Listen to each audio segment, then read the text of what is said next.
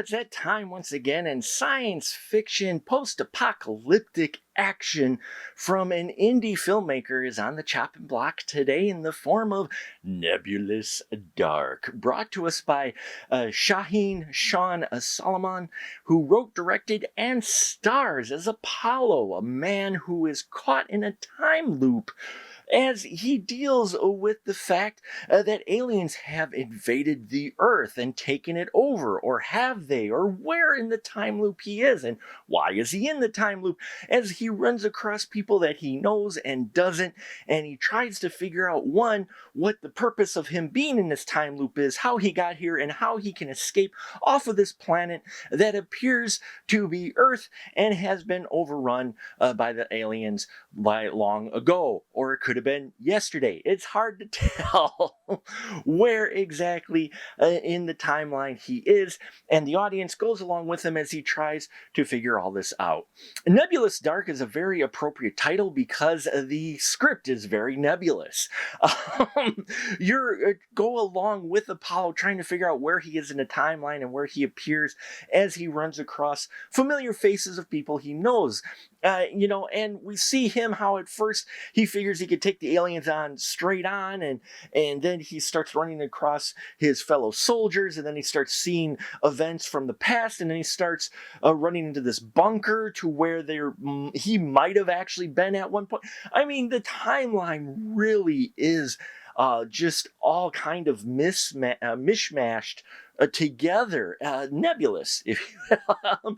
And yeah, you're sharing that confusion with the main character as he tries to figure these things out. Now, it's not just him that shows up. Ginger Christie plays the Nephil character, and I liked her performance in here as well. The person who is like, what are you talking about? Time, difference, and she helps him discover more evidence and things about what exactly is happening to him.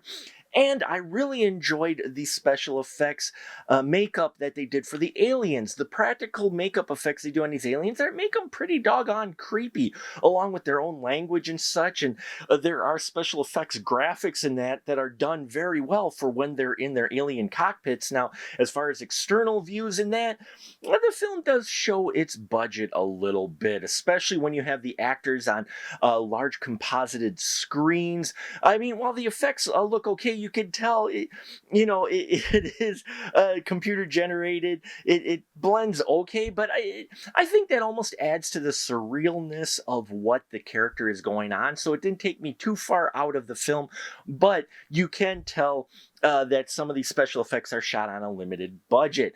And now, as far as the ending goes, if you're looking to get solid answers of exactly what is fully going on, you do get a few answers, but there are far more questions at the end of this film. And I think Solomon wants that. He wants you to think and explore and try to piece together yourself exactly what is going on. Now, there are also some other creatures that show up in here, people with zombie-like makeup on them that I thought looked really cool. And he does this thing with the glowing eyes of people that really added a creep effect to everything that's going on in the film. It may have gone just a little long for me, especially because you're doing that surrealistic approach, that kind of, where in the timeline he is, and the kind of a confusion going on of, wait, was he already at this place? Wait, have the aliens been invaded on Earth been on Earth for a long time, or did they just show up? So you got all of those things.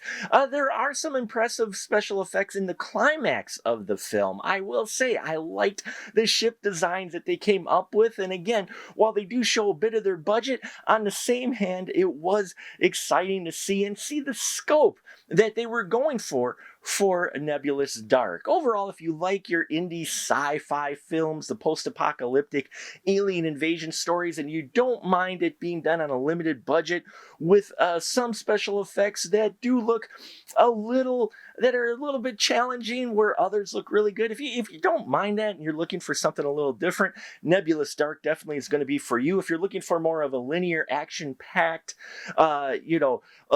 understanding timeline with everything answered at the end, you're probably going to want to avoid this film because you'll just be ending the film in a far more confused state than when you started the movie. So there you have it. Thank you for listening to me ramble about Nebulous Dark. If you have seen this film, leave your comments down below. Love to hear your thoughts on it. Check out our Patreon as well as our merch store where we've got a lot of great merch. And if you go now, between now and August 31st, and use the code SMPFAN21, you'll get free shipping on your order. So thank you so much. Enough for shilling. I appreciate every single one of you. And until next time, remember, keep that ticket stub.